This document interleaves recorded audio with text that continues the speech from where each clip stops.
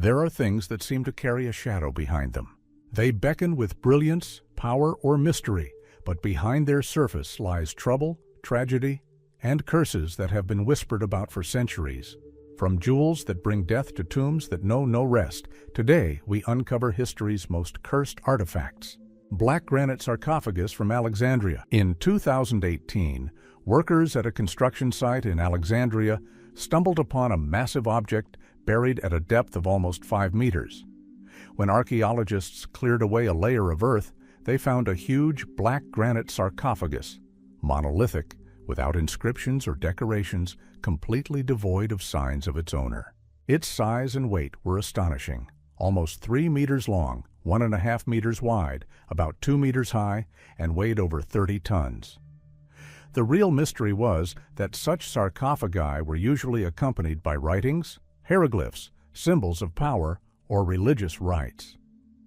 This one was completely empty on the outside, as if it was deliberately hiding everything inside.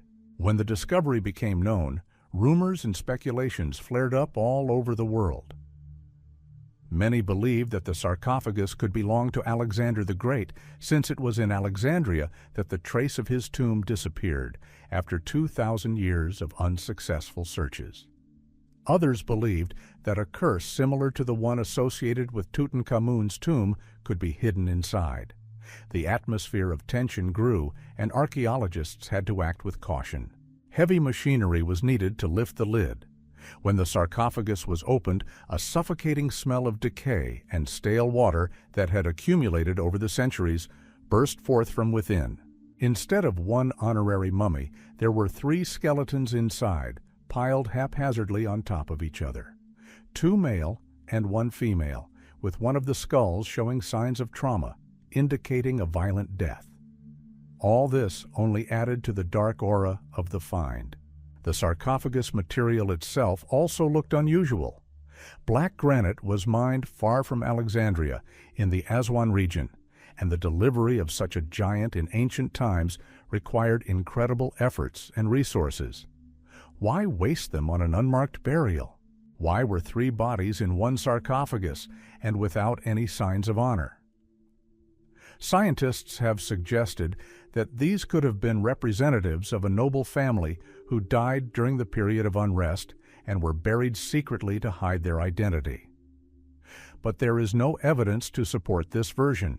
Rumors of a curse spread instantly.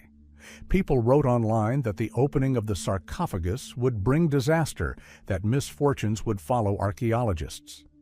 The Egyptian authorities even issued an official statement calling for people not to believe in fantastic stories. But the public did not calm down. Many believed that the granite sarcophagus was created not for honors, but to imprison something dark and dangerous, and that by opening it, people violated an ancient prohibition.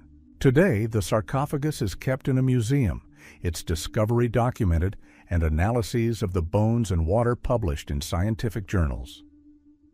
But the mystery remains. Who was inside? Why did such an expensive sarcophagus not have a name? And did the deceased really want to be forgotten forever? Ring of Atlantis.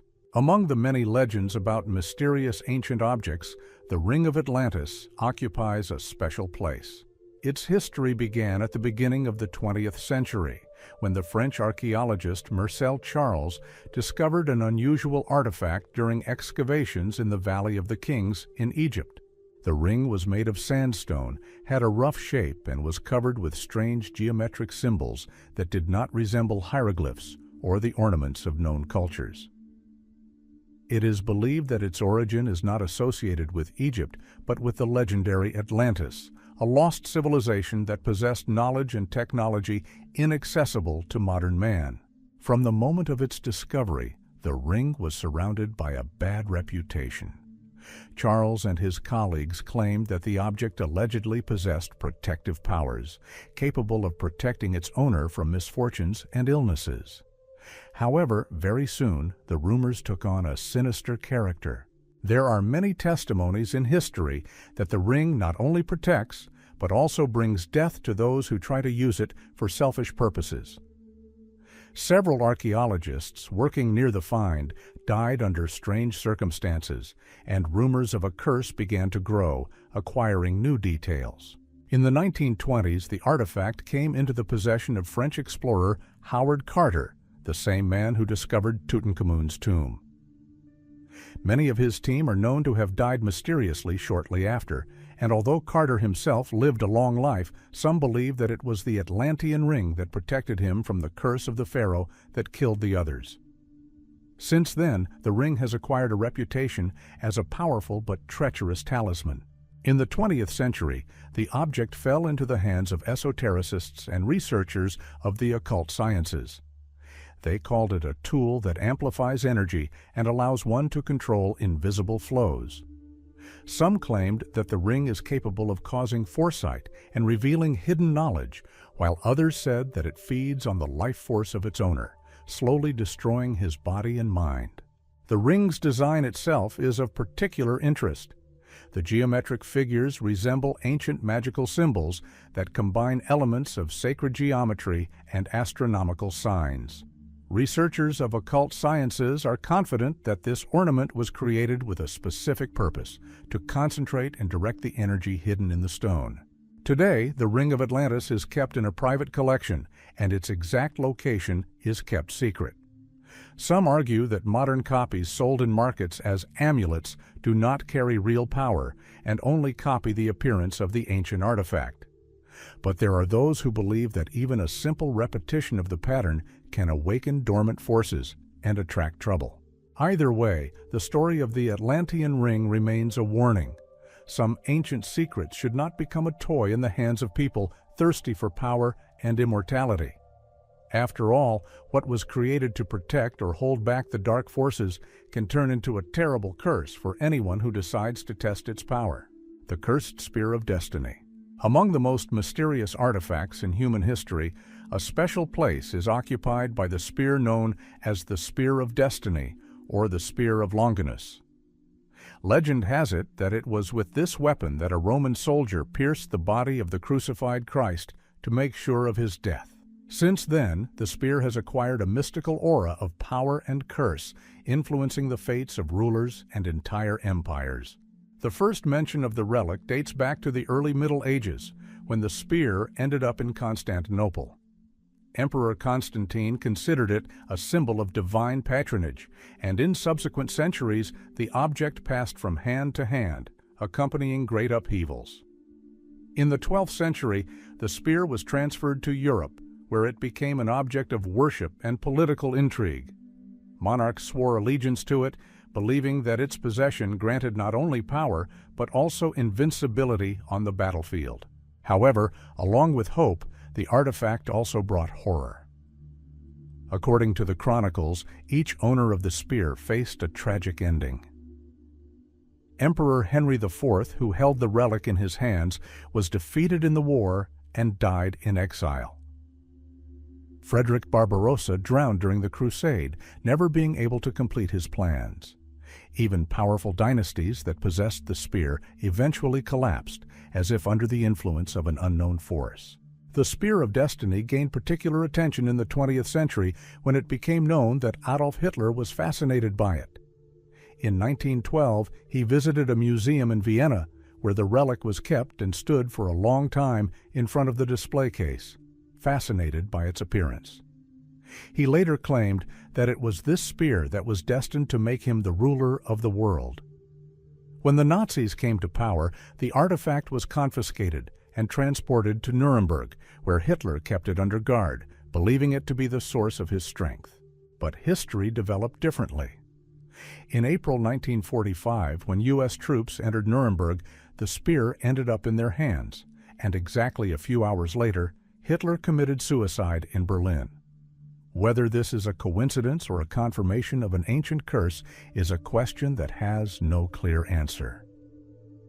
Many researchers are sure that the Führer truly believed in the mystical power of the artifact, and the loss of the relic became a symbolic end for him. There is also a darker version. The spear does not so much bring good luck as it subjugates the fate of its owner. It allows one to ascend to the pinnacle of power, but then brings one down, destroying everything that was created. This cyclicality explains the endless series of misfortunes that accompanied all who dared to hold the relic in their hands. Today, the spear is kept in Vienna, in the Hofburg treasury. Tourists can see it behind glass, but access to the object itself is strictly limited. Scientists argue whether this is really an authentic Roman warrior's spear or just a medieval copy surrounded by legends. But for believers and mystics, the origin is no longer important. What is important is that the artifact is associated with a long chain of tragedies and mysteries that are difficult to write off as simple coincidences. The Spear of Destiny has become a symbol of man's desire for power and a reminder of its price. Anyone who touches it has a chance at greatness, but also opens the door to their own destruction. And perhaps that is its true curse. It does not belong to man and was never meant to be in his hands. The tomb of Tamerlane and its curse. In the heart of Uzbekistan, in the ancient city of Samarkand, stands the Gur-Emir Mausoleum, the final resting place of the great 14th century conqueror Timur, better known as Tamerlane. His name inspired fear in many countries as his armies left behind burned cities and thousands of victims. But the story of his tomb is far more sinister, with legends of a deadly curse circulating for centuries around it. During his lifetime, Tamerlane ordered a majestic mausoleum to be built for himself. Inside the burial hall, his coffin was covered with a massive slab of dark green jade, so rare and expensive that its origin is shrouded in mystery. According to local legend, the slab was engraved with the words, "Whoever disturbs my peace will unleash a disaster upon the world more terrible than myself." These words were perceived not as decoration, but as a warning, as if the commander himself foresaw the fate of his tomb. For many centuries, the mausoleum stood untouched. But in June 1941, Soviet archaeologists led by Mikhail Gerasimov received an order to open the grave. The goal of the expedition was to study the remains of the great conqueror and reconstruct his appearance from the skull. Local residents and elders begged the archaeologists to abandon this idea, reminding them of the inscription and the ancient curse. But science and ambition prevailed. The expedition began excavations on June 19, 1941. That day, the sarcophagus was opened, and the researchers did indeed discover a skeleton with an injured leg, confirming the lameness mentioned in historical sources.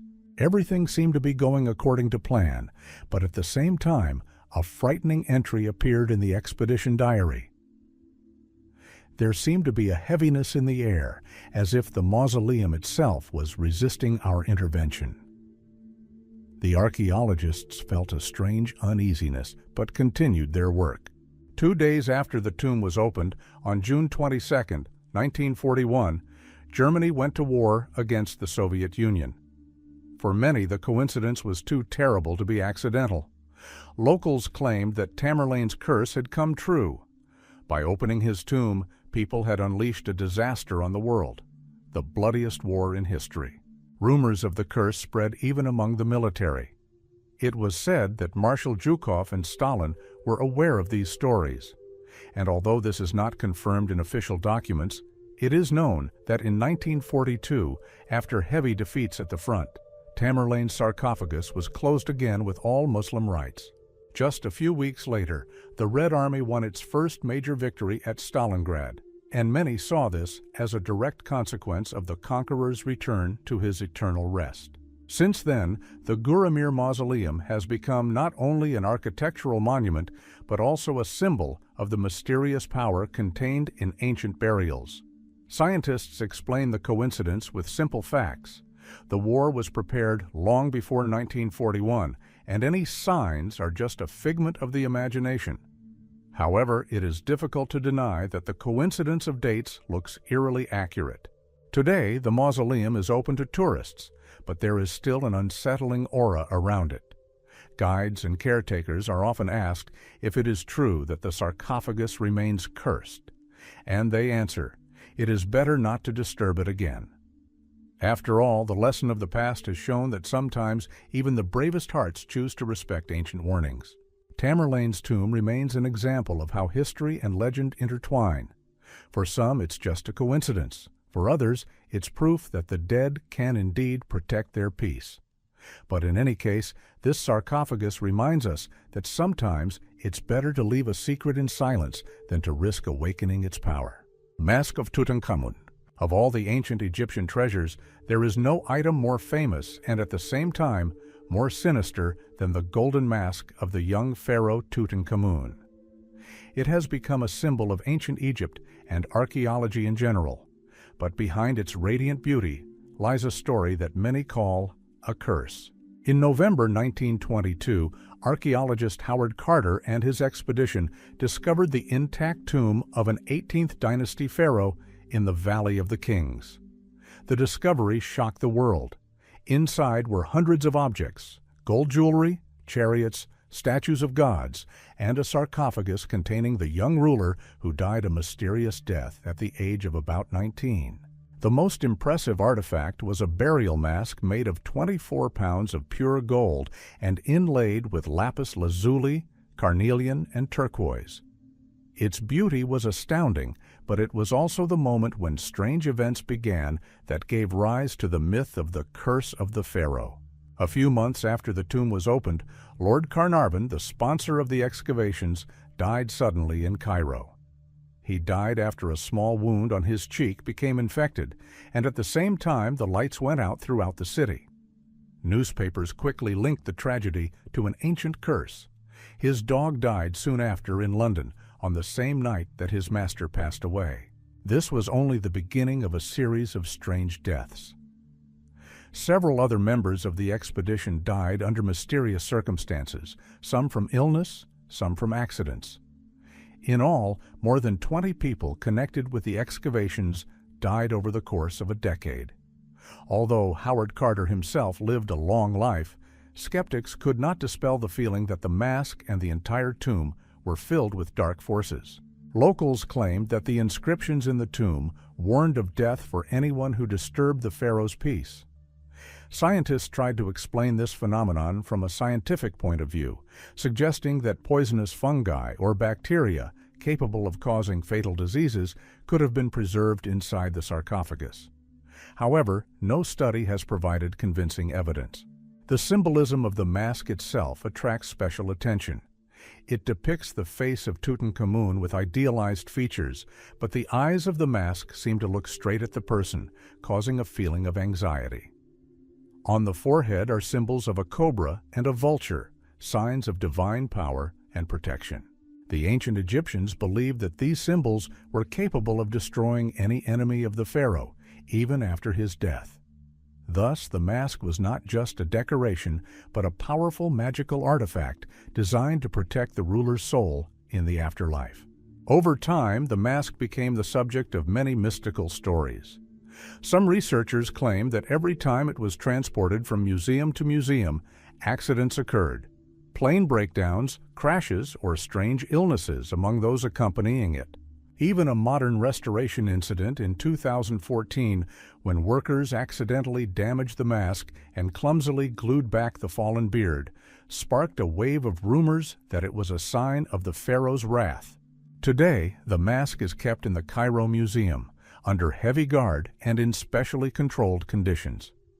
Thousands of tourists come to see it with their own eyes, and each time there is a special silence in the room, as if people sense the presence of something more than just a work of art. Some see it as the pinnacle of ancient craftsmanship, others as a symbol of the greatness and tragedy of a young ruler.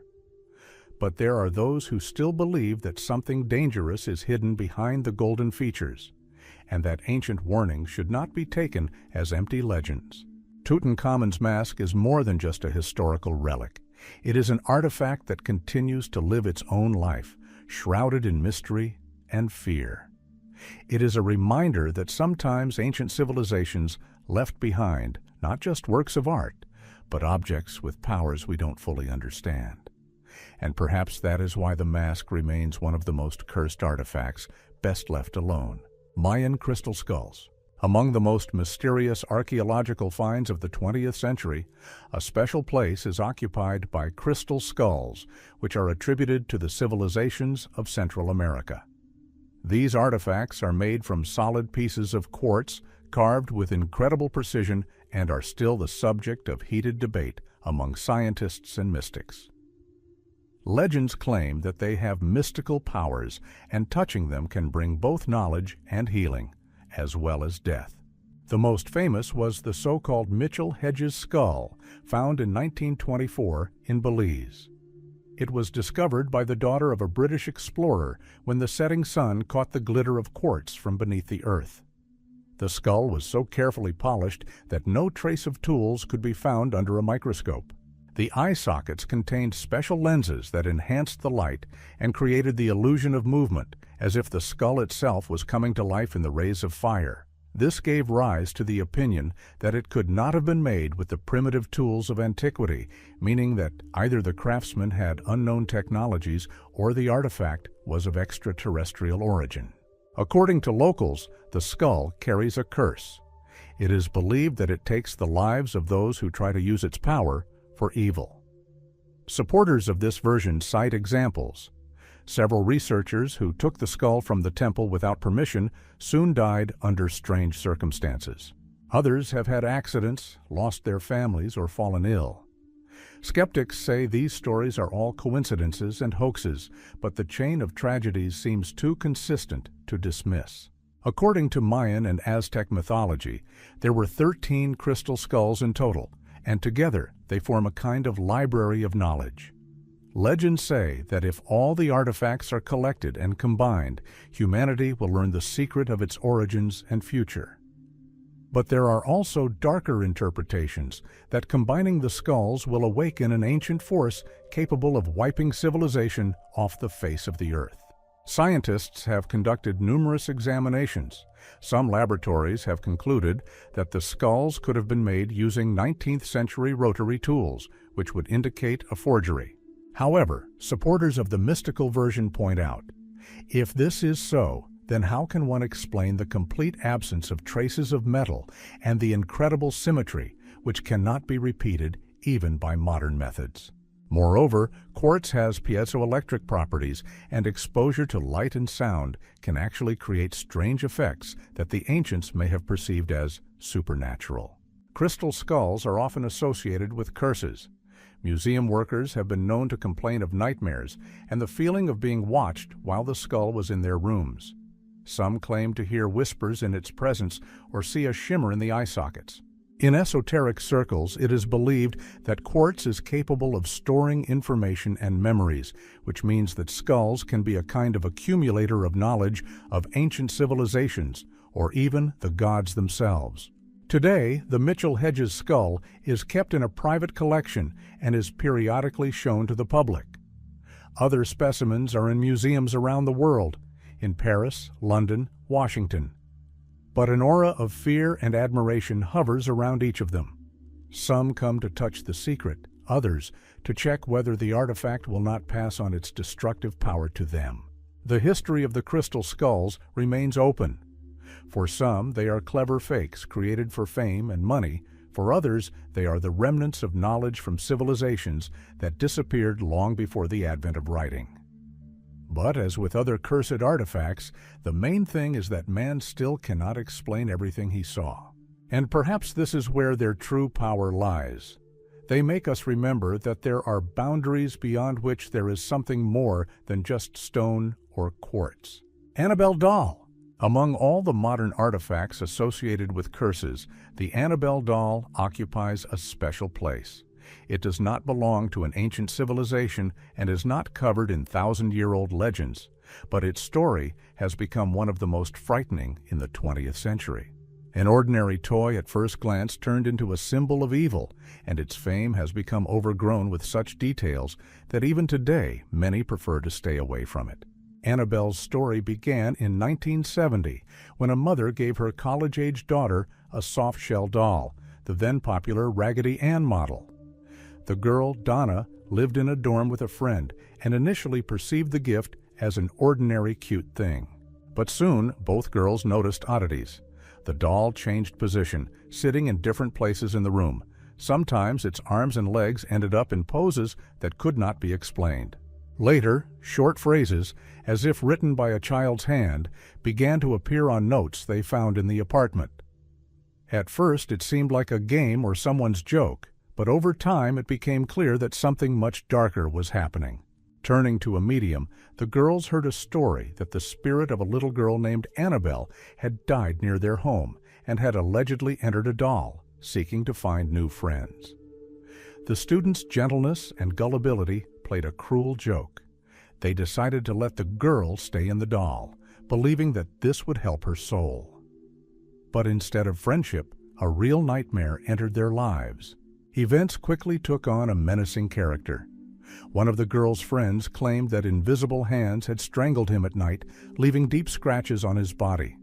Another time, a neighbor found a doll sitting right by the door, as if it were waiting to be let into the room. The air in the apartment became heavy. The residents began to have nightmares, and it soon became obvious that this was not a child's spirit, but a sinister entity that used the image of a little girl as a mask. In desperation, the girls turned to renowned paranormal investigators Ed and Lorraine Warren. After examining the doll and listening to the evidence, they stated that the toy contained not a child's spirit, but a demon seeking to possess a human soul. According to them, the doll was a kind of conduit through which evil tried to strengthen its presence in our world. The Warrens took Annabelle to their home, but even in their home she remained dangerous. To limit her influence, the doll was placed in a special glass case, blessed by a priest, and labeled with the words, "Warning, do not open." However, even in her display case, Annabelle continued to frighten visitors to the Warren Museum. There were stories of people mocking the doll, knocking on the glass, or trying to take pictures of her too closely. Some of them subsequently crashed, fell ill, or died mysteriously. One of the most famous stories involves a motorcyclist who laughingly challenged Annabelle to a test. On the way home, he crashed and died. Skeptics believe that Annabelle is the result of psychological projections and self-hypnosis. However, strange coincidences, the number of deaths and accidents have created an aura of horror around her. That is why the doll is never taken out of the museum without special rituals, and the staff tries to keep her isolated from any influences. Today, Annabelle remains one of the most famous cursed objects in the world. Her story has inspired dozens of films and books, but outside of Hollywood, she continues to exist as a real-life relic of evil. For some, she's just a scary fairy tale. For others, she's proof that evil can hide in even the most seemingly harmless things. The Annabelle doll reminds us that sometimes danger lurks where you least expect it. And perhaps that is why her story is so frightening. After all, no one is immune from encountering an object that can change life for the worse with just one touch. Doll Robert. If the story of Annabelle seems scary, then the story of the Roberta doll, kept in Florida, adds an even more sinister tone. This seemingly innocent toy, made in the early 20th century, has long since become a legend in American folklore. So many stories of misfortune have grown up around it that tourists today come to it with flowers, coins, and notes of apology, afraid of bringing a curse upon themselves. Robert's story began in 1904 when a boy named Eugene Otto, the son of a wealthy family from Key West, received an unusual gift. According to one version, the doll was given to him by his grandmother from Germany.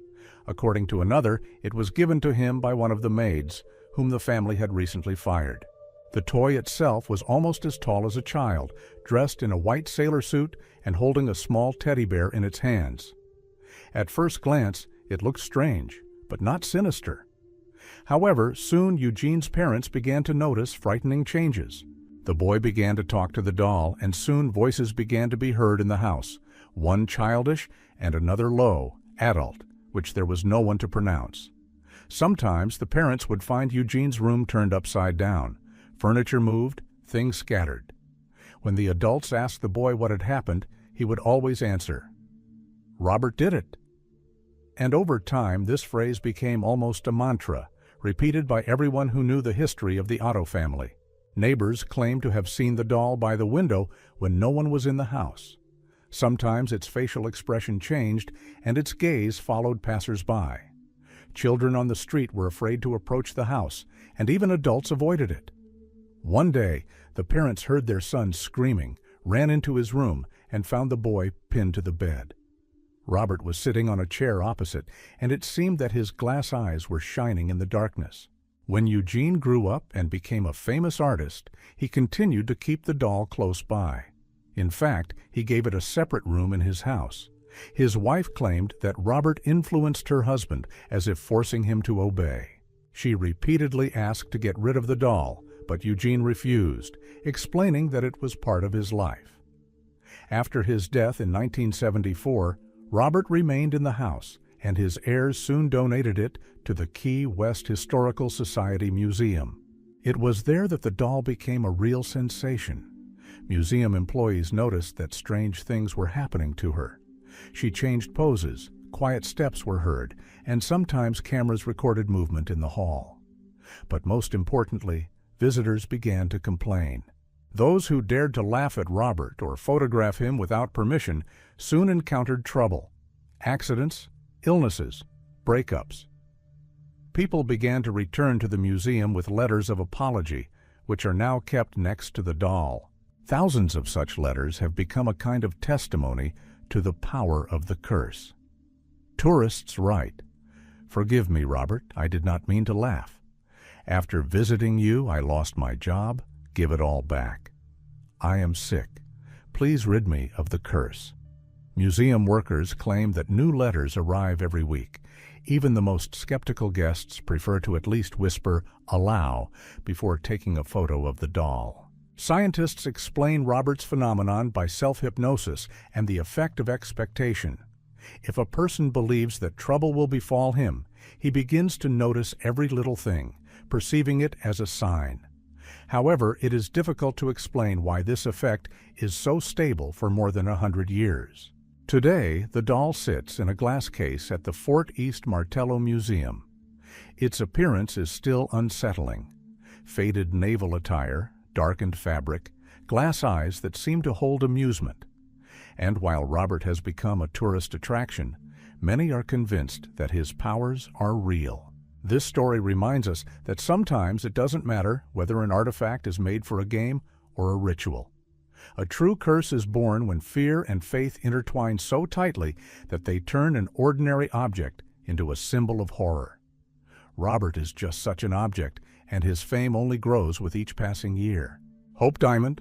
Of all the cursed artifacts, the Hope Diamond is considered one of the most infamous.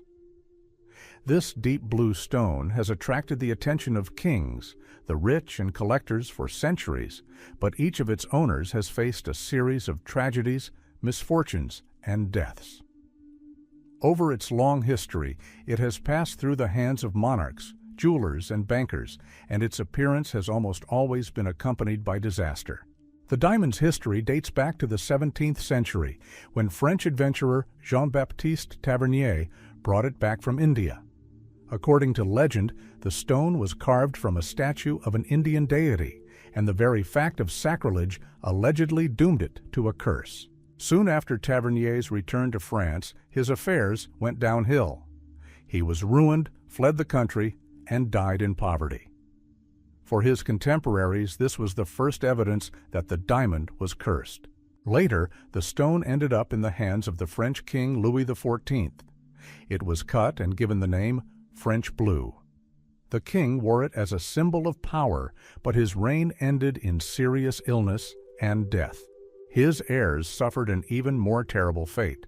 Louis XVI and Marie Antoinette owned the stone during the French Revolution, and both ended their lives on the guillotine. For the people, this became a clear sign that the diamond does not bring power, but death. After the Revolution, the stone disappeared, but a few decades later, it resurfaced in England. Jewelers tracked it down and recut it, reducing its size. Now it has a new name, the Hope Diamond, after one of its owners, banker Henry Philip Hope. And although he himself lived a long life, his heirs were caught up in a series of bankruptcies and family scandals. Soon, the stone migrated into the hands of other rich people, and each time the fate of the new owners was tragic. Some died prematurely, others lost their fortunes, and some committed suicide. The stone acquired a particularly sinister reputation in the early 20th century, when it was bought by American tycoon Evelyn Walsh McLean. She believed that she could turn the curse into good luck and wore the diamond to social events, proud of its dark reputation. But soon her life turned into a series of tragedies. First, her little daughter died. Then her son died in a car accident, and her husband committed suicide. Evelyn herself lived to old age, but her last years were marred by illness and loneliness. After her death, the stone passed to jeweler Harry Winston, who donated it to the Smithsonian Institution in Washington, D.C. The Hope diamond has been kept there ever since, displayed in a special display case. Many believe that the curse ended with the transfer of the stone to the museum, but there are those who claim that it still has dark power, but now it is no longer tied to one owner, but dispersed among the thousands of visitors who look at it every day. Scientists explain the diamond's sinister reputation by its rare beauty and unusual color. The blue hue is created by boron impurities in the crystal structure, which makes the stone unique and attracts special attention. And researchers tend to attribute the chain of tragedies to coincidences and the hard lives of people involved in big money and politics. But even they admit that the legends surrounding the stone have become so strong that they have turned it into an independent phenomenon, where belief in a curse plays no less a role than the real story. Today, the Hope Diamond remains one of the Smithsonian's top attractions. Thousands of people from around the world come to gaze upon its eerie glow, many with a little trepidation. After all, no matter how skeptics try to explain its reputation, it's hard not to wonder, if this stone were just a beautiful crystal, could it have left such a mark on history? Perhaps behind its brilliance, there really is a power that is best not to play with. Figurine of the idol of Zluka. Among the cursed artifacts, a special place is occupied by a statuette known as the Idol of Zluka. Its history begins at the beginning of the 20th century, when British archaeologists in one of the Syrian villages excavated a small temple complex, long abandoned and destroyed by time.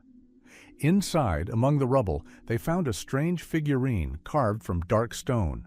It depicted a creature with a disproportionately large head, huge eyes, and a short, almost shapeless body. Despite the roughness of the forms, there was something disturbing and mesmerizing about the statuette's appearance, as if the gaze of the stone eyes pierced right through. According to local legends, this idol belonged to a tribe that worshipped a deity called Zluki. It was believed to represent destruction, disease, and chaos. Villagers warned archaeologists not to take the statue, as anyone who dared to disturb its peace would bring disaster upon themselves. But the warnings were ignored.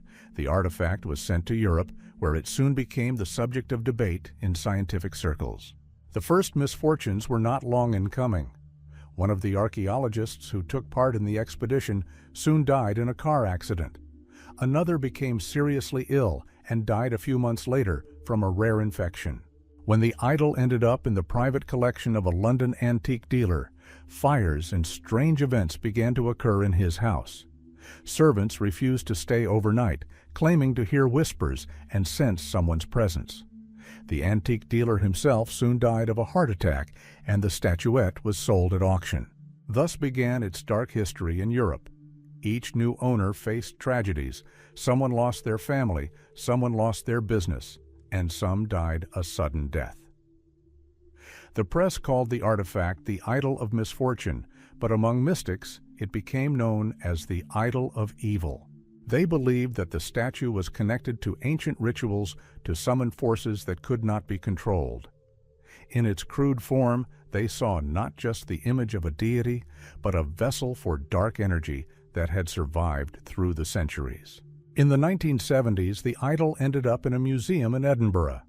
The management decided to display it in a room with other Middle Eastern artifacts. But after that, employees began to complain of nightmares, anxiety, and sudden panic attacks. Several people quit their jobs, unable to withstand the pressure. Visitors also reported feeling dizzy, weak, and fearful when near the statuette.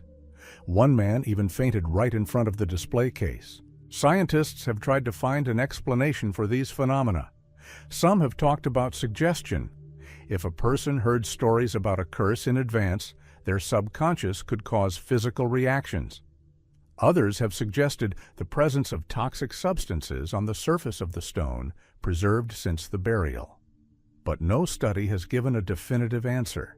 Over time, the museum decided to remove the artifact from the permanent exhibition and store it in a closed collection. Today, access to it is limited, and its location is known only to a small circle of specialists. Nevertheless, the legend lives on. Mystics believe that the idol has not lost its power, but is simply waiting for a new person who will dare to disturb its peace. The story of the Zluka idol is an example of how even a small object can carry a long trail of tragedy and mystery. For some, these are just coincidences. For others, proof that some artifacts do indeed possess dark energy. And perhaps that is why archaeologists are still debating whether to extract from the earth everything that ancient civilizations left behind, or whether some finds are better left alone. Fossilized monkey hand from India? Collections of cursed artifacts often include items whose origins are surrounded by dark legends. One such object is the so-called petrified monkey hand, found in India at the beginning of the 20th century by British colonial explorers.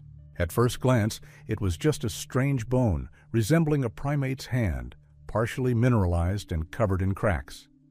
But its story quickly went beyond archaeology and became a veritable legend about a curse. According to legend, the hand belonged not to an ordinary monkey, but to a sacred creature, possibly associated with the cult of the god Hanuman. Some Indian texts mention body parts that turned to stone after the death of great beings and retained their power. Locals warned Europeans not to touch the find. The hand was considered cursed and could bring misfortune to anyone who tried to take possession of it. But the British, driven by a thirst for collecting, took it out of India.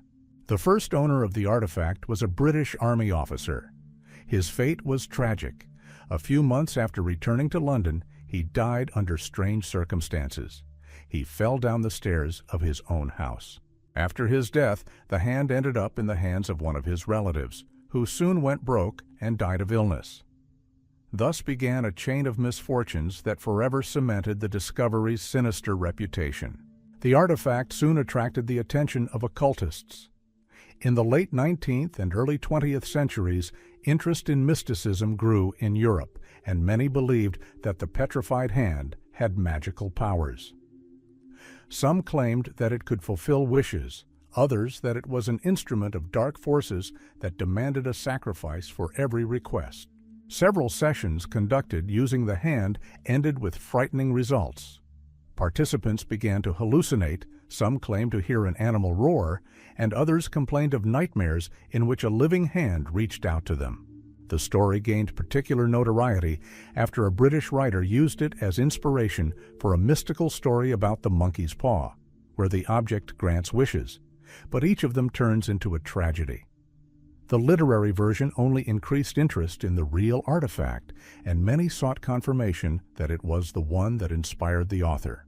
In the mid-20th century, the hand found its way into a private collection in London, where it was shown to select guests. But even there, it brought misfortune. Several owners complained of a series of disasters, house fires, sudden illnesses, broken families.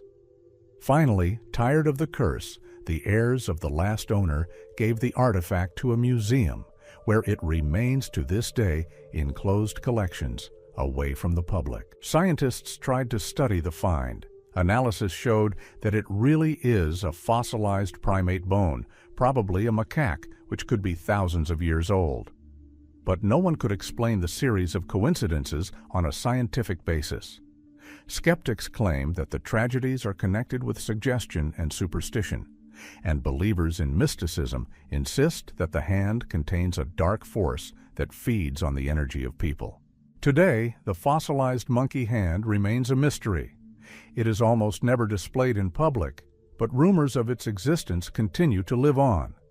Tourists and researchers visiting London are as interested in it as they are in other exhibits. And every time the conversation turns to it, the same question arises. Is it worth preserving such objects at all if they can only bring suffering? This story reminds us that sometimes the most inconspicuous artifacts carry more horror than the greatest treasures. Perhaps precisely because their power lies not in wealth or beauty, but in an ancient curse, the essence of which is still unclear to us. Painting Crying Boy. In the history of cursed objects, there is rarely an artifact as widely known as the painting The Crying Boy. Its reproductions adorned thousands of homes in Great Britain and Europe in the second half of the 20th century, and this is what made it one of the most discussed urban legends. It would seem that the harmless portrait of a child, painted by an unknown artist, could not pose a danger. But hundreds of coincidences and tragedies turned it into a symbol of a real curse. The painting depicts a boy with a sad expression, large eyes and tears glistening on his cheeks. The child's gaze seemed so sad and piercing that many people felt uneasy when they saw the portrait. Despite this, reproductions of the painting were sold en masse in the 1950s to 1970s. They were bought by millions of people, and it was the mass production that allowed people to notice a repeating pattern of strange events. In the 1980s, British newspapers began publishing stories about a series of fires in which the Crying Boy painting was always present. Houses would burn to the ground, but reproductions of the portrait would be found almost intact in the ashes. Firefighters repeatedly testified that this particular painting somehow resisted the fire, even though nothing but charred ruins remained around. The newspapers picked up on the sensation, and rumors of a curse spread quickly. People said that after buying the painting, misfortunes began to appear in their homes: family quarrels, illnesses, financial problems, and sometimes fires. Some claimed to hear crying at night or to feel the boy's gaze following them from corner to corner of the room. The stories multiplied, and more people tried to get rid of the paintings, believing that they brought misfortune. One of the most famous cases occurred in 1985, when the Sun newspaper published an article about a fire in Yorkshire. A family lost their home, but in the rubble, firefighters found a painting of the Crying Boy, completely undamaged. Soon, the editorial office received hundreds of letters from readers with similar stories. The newspaper even organized an action. Anyone who wanted to get rid of the painting could bring it to the editorial office, and there they would organize a symbolic burning. However, even this act gave rise to rumors. They said that the flames barely gave in, as if the painting was resisting destruction. Skeptics tried to find rational explanations. Some claimed that the reproductions were printed on special fire-resistant paper or covered with a protective varnish, which allowed them to survive fires. Others said that mass distribution simply increased the chance of coincidences. If millions of families had the painting, it was no wonder that some of them had experienced misfortune. But for many, such explanations were unconvincing because the coincidences were too numerous.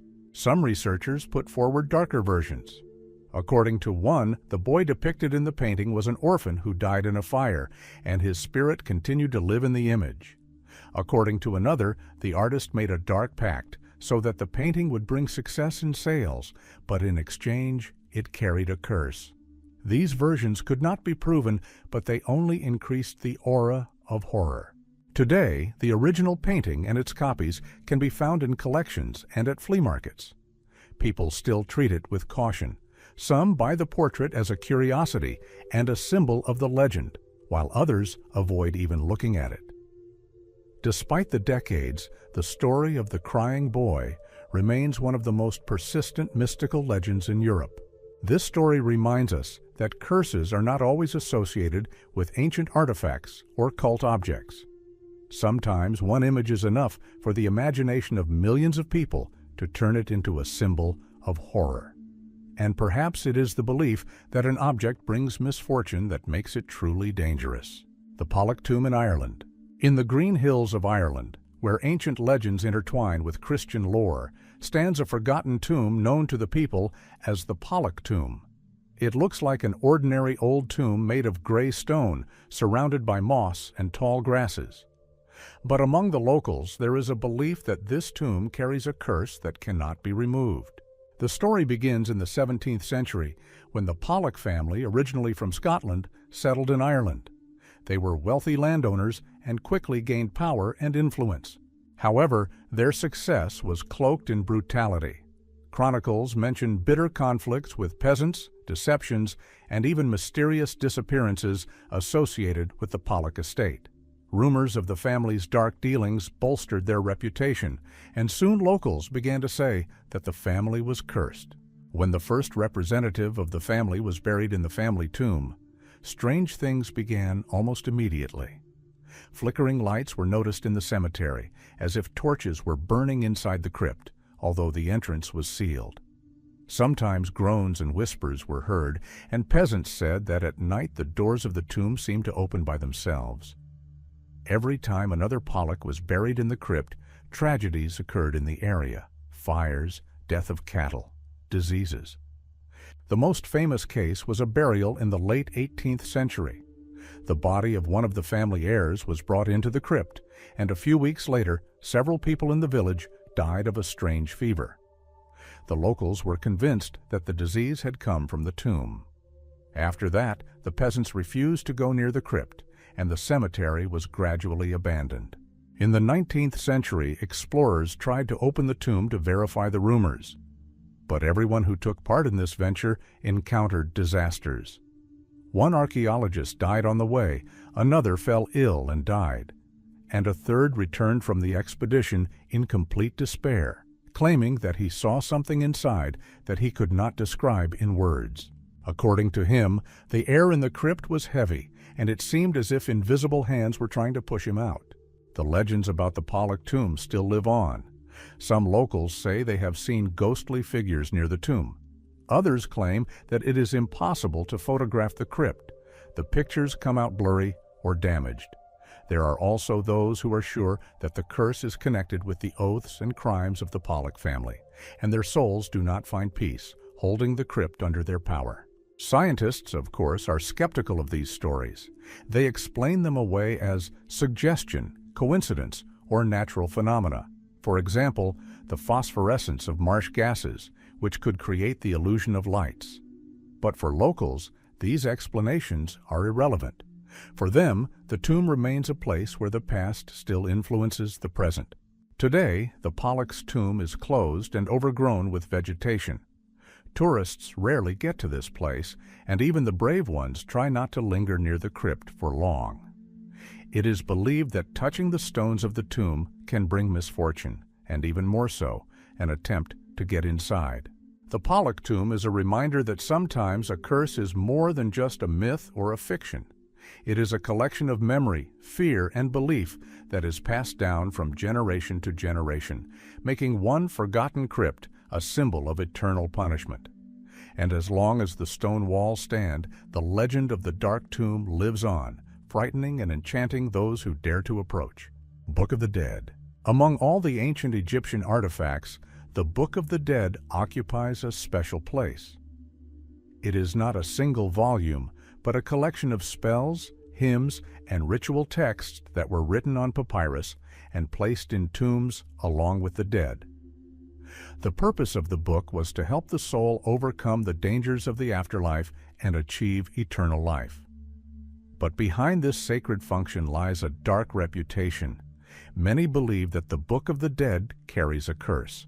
Each copy of the book is unique. The priests created scrolls to order, inscribing spells suitable for a specific person. They describe the soul's journey through Duat, the realm of the dead, full of monsters, traps, and trials. In these texts, one can find scenes of the judgment of Osiris, where the heart of the deceased is weighed on scales against the feather of the goddess Mat.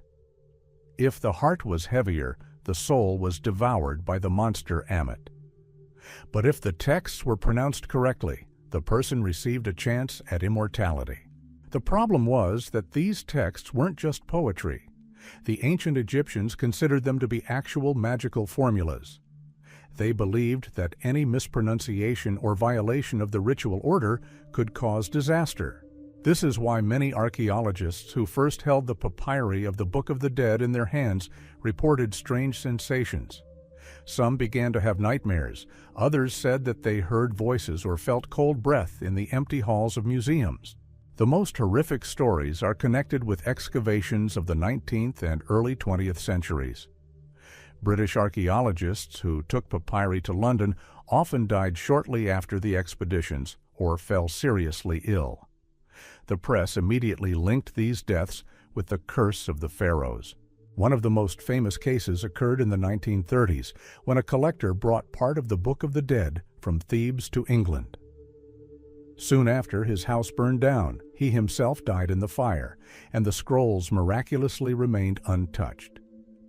After this, many believed that the book protects itself and punishes those who disturb its peace. Today, several dozen copies of the Book of the Dead are kept in the British Museum and other major collections around the world. Scholars continue to translate and study the texts, trying to understand how exactly they were used. But even among specialists, special respect and caution remain. Few dare to touch the papyri without gloves and ritual preparation. Skeptics explain the legends of curses by poisonous fungal spores preserved in ancient tombs. If they got into the lungs, they could cause serious illnesses, which became the cause of the deaths of researchers. But for many people, such explanations sound too rational, because the chain of tragic coincidences is too long to ignore. The Book of the Dead is a reminder that the line between religion, magic, and history in the ancient world was thin. For the Egyptians, it was a tool for saving the soul. For archaeologists and collectors, it was a dangerous artifact. For modern people, it is a symbol that not all knowledge is meant for thoughtless use. And perhaps this is what makes the Book of the Dead one of the most feared, cursed artifacts. It is created for protection, but for those who try to profit from it or violate its purpose, it can turn into a source of disaster. Voynich manuscript. Among the most mysterious books in human history, the Voynich manuscript occupies a special place. It is a thick codex of more than 200 pages, full of incomprehensible symbols, strange illustrations, and text written in an unknown language. Since its discovery in the early 20th century, scientists, cryptographers, and historians have puzzled over what its pages hide. But along with its scientific interest, the manuscript has acquired a dark reputation. Many believe it is cursed. The manuscript got its name from the antiquarian Wilfrid Voynich, who acquired it in 1912 in Italy. Even then, the book looked as if it came from another world. On the pages are images of plants that do not exist in nature, strange astronomical diagrams, figures of naked women immersed in mysterious liquids. The entire text is written in a language unlike any known language. Thousands of symbols repeat with a certain logic, but no decipherer has been able to find the key. The researchers' first impressions of the book were often disturbing. Many reported strange sensations while reading, as if the pages resisted their gaze. Some even claimed that after working with the manuscript for a long time, they had nightmares, unknown creatures, stars falling from the sky, and figures reaching out to them. All this quickly gave rise to rumors that the book carried not only secret knowledge, but also a curse. Legends claim that the manuscript belonged to alchemists or magicians who used it as a grimoire, a book of spells. According to one version, the text is encrypted in such a way that a person without preparation will not be able to read it. Otherwise, the knowledge will destroy his mind. According to another, this is a book with predictions of the end of the world, and its deciphering will bring death to humanity. There are also real tragic coincidences. Wilfrid Voynich, who discovered the manuscript, tried to sell it as a sensation, but failed. He soon fell ill and died. His wife Ethel was never able to finish his work. Several researchers who devoted their lives to trying to decipher it ended it in despair, losing their health or dying in poverty. Each new owner of the book seemed to face personal misfortunes, which strengthened the belief in its curse. Scientists, of course, are trying to find rational explanations. Some believe the manuscript is an elaborate 15th century hoax created to impress a wealthy patron. Others believe it is an encrypted medical treatise or alchemy textbook. Radiocarbon dating of the parchment has shown that it dates back to the early 15th century, adding to the mystery. If it is a forgery, it is incredibly old. However, the main question remains: why has the text remained undecipherable? Even the best cryptographers, including experts who worked on ciphers from the World Wars, have failed to find the key. Modern machine learning algorithms have also failed. It seems that the text is either intentionally written in an artificial language or encrypted using a method that is still unknown. Today, the manuscript is kept in the Yale University Library. It has been digitized and anyone can view its pages online. But this has only increased interest and anxiety. Some users claim that looking at the illustrations for too long is dangerous. They cause strange visions or dizziness. There are stories online of people claiming that even copies of the book bring misfortune. The Voynich manuscript is an example of an artifact in which science and myth are so intertwined that they cannot be separated. It may be nothing more than an intricate, man-made mystery, but thousands of people around the world believe that a dark power is hidden within its pages. And it is this belief that makes it one of the most cursed artifacts in history. Grand Grimoire. Among the most sinister artifacts associated with curses, a special place is occupied by the legendary Black Book of the Vatican, better known as the Grand Grimoire. It is called the Gospel of Satan, the Red Dragon, and the Book of Forbidden Rituals. Legend has it that this is an ancient manuscript written in the late 15th or early 16th century that supposedly contains instructions on how to summon demons and make a pact with the devil himself. Many believe that the original is kept in the Vatican's secret archives and will never be shown to the public. The Grand Grimoire is believed to have been created in France or Italy by a man who had knowledge of both Kabbalah and alchemy. The text of the book is said to be divided into two parts. The first describes complex spells, diagrams, and symbols designed to open the gates to the spirit world. The second part contains instructions on how to make a contract with Lucifer, promising a soul in exchange for power, wealth, or secret knowledge.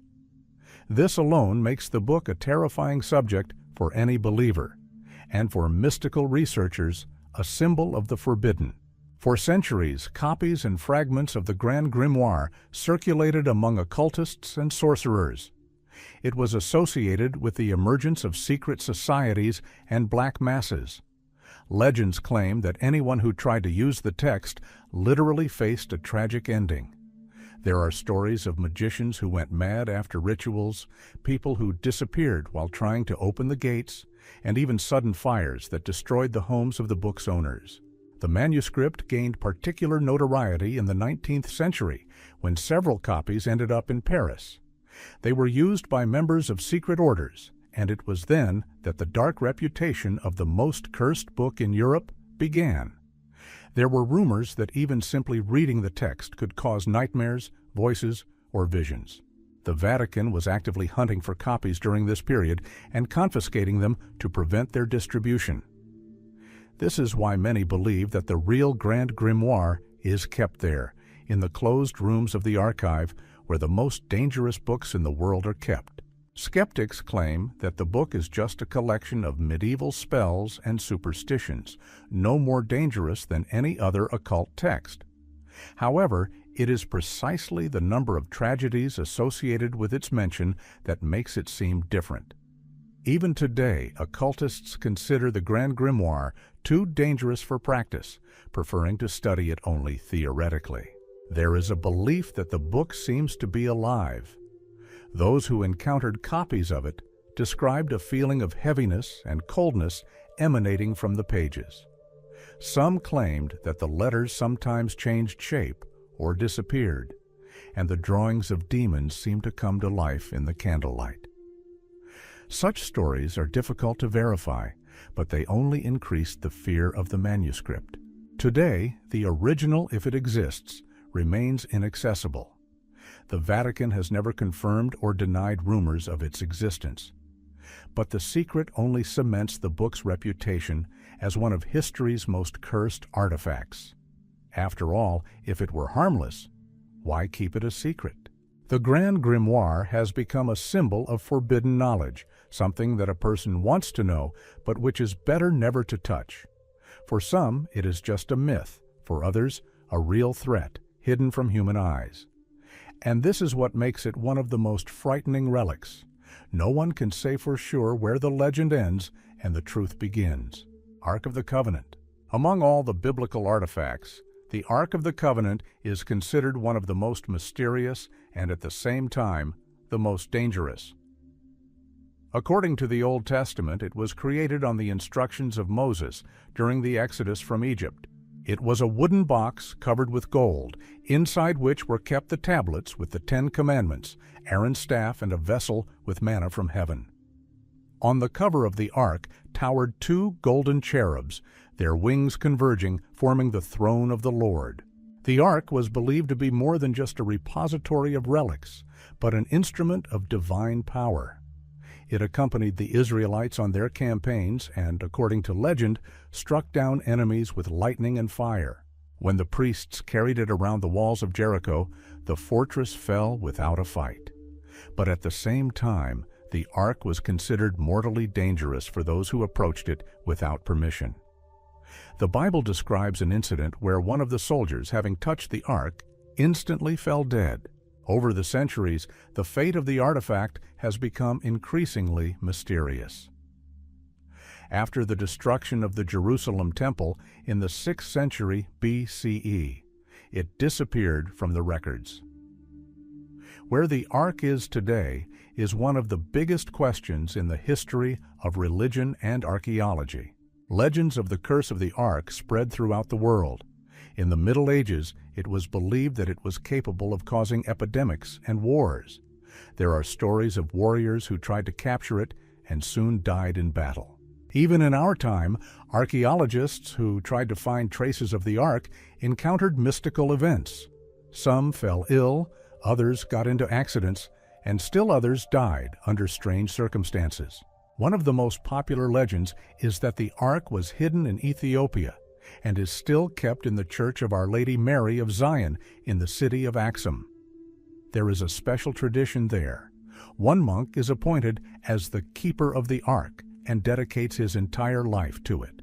This man never leaves the church grounds and lives in isolation, protecting the shrine from prying eyes.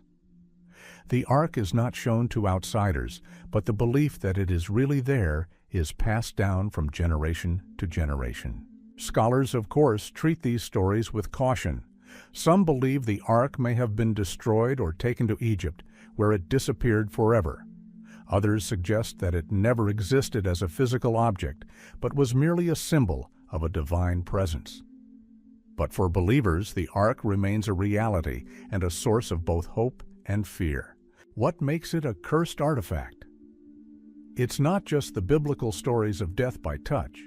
The very fact that the ark symbolized absolute power and strength made it an object of struggle. The owner of the ark was considered invincible, and so each generation tried to take possession of it. But each time it turned into disaster. Legends claim that many armies that sought the ark suffered catastrophic defeats, as if the relic itself did not allow anyone to possess it for long. Today, the Ark of the Covenant has become an integral part of world culture. It inspires films, books, and research, but its real history remains shrouded in mystery. Perhaps it rests in an abandoned cave, hidden forever. Or perhaps it really is guarded by monks in Ethiopia. The Ark of the Covenant is a symbol not only of faith, but also of the danger that comes with the desire to touch the forbidden. It reminds us that there is knowledge and power that a person is better off not touching, no matter how much he strives for it. And perhaps this is the true curse of the Ark. It always beckons to itself, but brings death to those who try to take possession of it. The cursed altar of the Kalahari. In the heart of Africa's Kalahari Desert, among endless sands and rare oases, lies one of the continent's most sinister legends. It concerns the so-called cursed altar of the Kalahari, a place that local tribes have avoided for generations. It looks like just a circle of stones arranged in a strange shape, but for centuries there have been stories about victims, disappearances, and unexplained phenomena circulating around it. According to legend, the altar was built long before the arrival of Europeans, possibly in prehistoric times. It is believed that it served as a place for rituals associated with the worship of the forces of the desert and the spirits of ancestors. Some researchers suggest that it may have been an astronomical object or a sanctuary for fertility rites. But the legends tell of something else, of bloody sacrifices made on the altar, and of a curse that fell upon those who dared to disturb its peace. The first Europeans to encounter this mystery were missionaries in the 19th century. They heard stories from the Bushmen about a place where the earth breathes death. According to the locals, people who approached the altar soon died, some from diseases, some from sudden accidents. One of the missionaries wrote in his diary that while trying to explore the circle of stones, his companions began to hear strange sounds, a hum similar to low singing, although there was complete silence around. That same night, one of the explorers died of a sudden heart attack. In the 20th century, several expeditions attempted to study the altar. In the 1930s, South African archaeologists reported that the stones emitted unusual heat, even though the desert temperature dropped to freezing at night. In the 1960s, a team of geologists recorded instrument failures as they approached the circle. Their compasses spun non-stop and their radios lost signal. Afterwards, 2 members of the expedition mysteriously disappeared without a trace, and their bodies were never found. These incidents reinforced the belief that the altar was indeed connected to dark forces. Local legends attribute to the altar the ability to take those who show disrespect. Strange balls of light are said to have been seen in the desert, hovering over the rocks, and sometimes screams have been heard coming from underground. Elders are convinced that these are the voices of victims made in ancient times, and that their souls are forever bound to the altar. Scientists, of course, try to explain the phenomenon rationally. They suggest that there may be a deposit of magnetic ores in this area that causes instrument failures. Some talk about underground gases that can affect people's health and psyche. But even the most rational researchers admit that the number of tragedies associated with this place is too great to write everything off as coincidences. Today, the Kalahari Cursed Altar is not officially listed in any archaeological registry. Its exact location is hidden, and many expeditions attempting to find it have ended in failure. Tourists who have heard of the legend sometimes go looking for it, but almost always return empty-handed, reporting only strange sensations, heaviness in the air, sudden fatigue and anxiety, as if the desert itself were repelling intruders. The Kalahari altar remains a symbol that some places on Earth hold memories of rituals too dark for our understanding. Perhaps it is linked to an ancient culture that has long since disappeared, leaving behind only broken stones.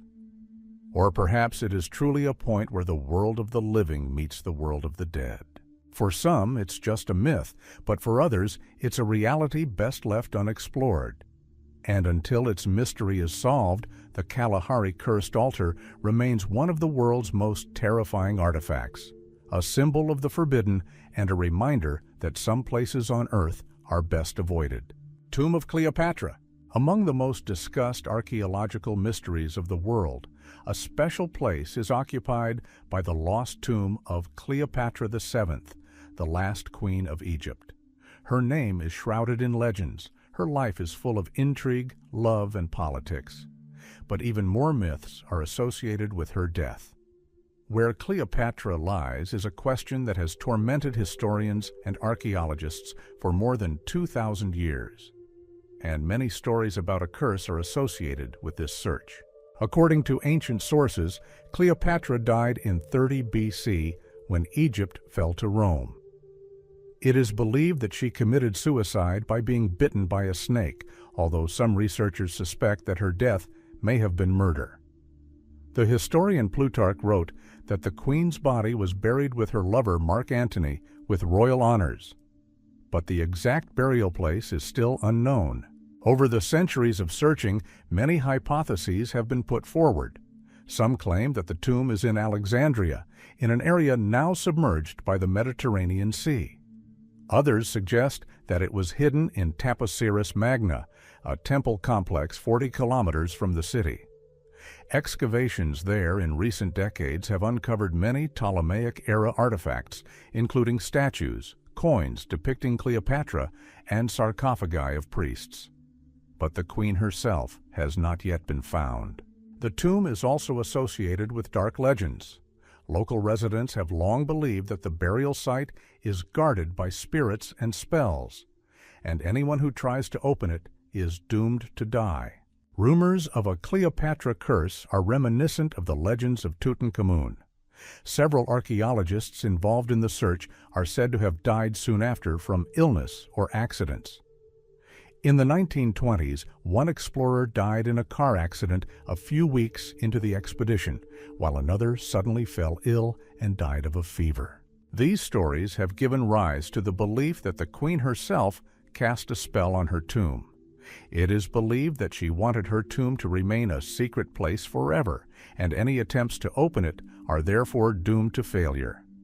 Some Egyptian archaeologists openly admit that they fear that even if the tomb is found, opening it could lead to tragedy. Skeptics, of course, explain everything by coincidences. They point out that archaeological expeditions are always associated with risk. Illness, heat, accidents are inevitable. But the mystical aura is too strong, and each new death only strengthens the legend. Cleopatra's symbolism is particularly noteworthy. She was considered the living embodiment of the goddess Isis, patroness of magic and the afterlife. If she really wanted her death to be a mystical act, it is quite possible that her tomb was arranged as a sanctuary, protected by rituals. In ancient Egyptian culture, such protective curses were commonplace. Texts on the walls of tombs often promised a terrible fate to anyone who dared to disturb the peace of the deceased. Today, the search for Cleopatra's tomb continues. In recent years, archaeologists have increasingly turned their attention to the flooded ruins of Alexandria. Statues of pharaohs, sphinxes, and even fragments of temples have been found underwater, which gives hope that one day the entrance to the tomb may be discovered there. But as long as the tomb remains undiscovered, it is not only an archaeological mystery, but also a symbol of a curse, a reminder that some ancient secrets may resist discovery. Cleopatra's tomb continues to attract researchers from all over the world. For some, it is the key to understanding the last days of Egypt. For others, it is a symbol of forbidden knowledge.